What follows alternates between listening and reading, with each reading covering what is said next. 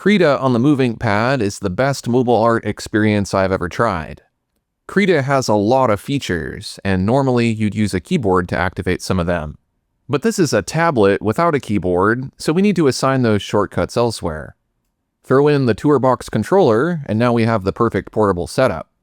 Just look at how fast I can work in Krita using this controller. Today I'm going to share the TourBox shortcuts I use with Krita on Android. If you want these shortcuts, I've made them available for free in my YouTube vault. There's a link to that in the video description. Many of these are default shortcuts, but some of them are custom.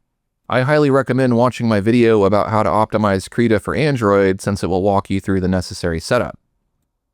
Let's take a peek at the layout I'm using on my TourBox. Let's start with these knobs and dials. First, I can use the wheel to zoom in and out of the canvas. Pressing these also triggers commands. This one will fit the canvas to the screen. As I mentioned earlier, you'll need to set this up as a custom keyboard shortcut in Krita or it will not work. Moving on to the dial, I can use this to undo and redo. And if I press it, I can clear the layer. Don't you love how these are logically grouped? The knob changes the brush size. It's possible to change the sensitivity of these if you like. Pressing it in activates the HSV filter, which will allow you to quickly change the colors of a layer. Now we'll look at the prime 4 buttons. The top button invokes control. This activates the straight line drawing mode. The side button invokes Alt. This activates the sample canvas color tool, which lets you load the brush directly from the canvas.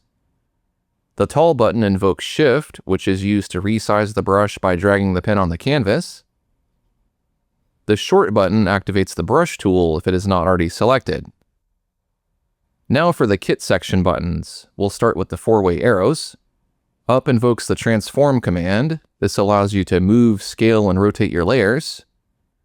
Down invokes merge down, which combines the currently selected layer with the one beneath it. Left invokes flip canvas. In Krita, this is called mirror all layers horizontally. This is useful for spotting mistakes. Right show and hides the UI. This makes for more room on your canvas. The crescent-shaped button invokes Save As. I prefer this over regular save since I can save iterations this way. The C1 button activates the eraser mode, which turns the current brush into an eraser. And last, the C2 button activates the Enclose and Fill tool, which is a custom shortcut. This allows me to quickly fill line art.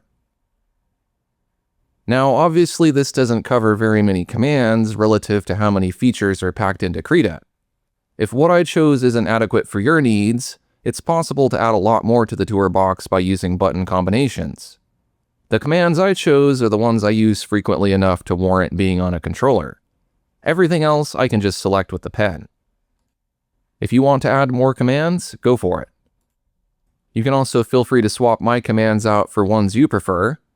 There are some redundant commands that you could change. For example, you can use touch to zoom, so you don't need a dial for it.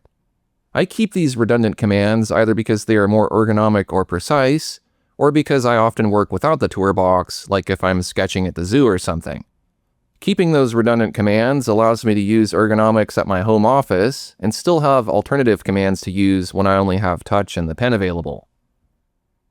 There you have it. These are the Krita shortcuts I use to make my life easier when working on my MovinkPad. If you're ready to stop being frustrated by Krita and you want to start mastering it, check out my low-cost Krita masterclass. I'll link you to that in the video description. Thanks for watching, and I'll see you next time.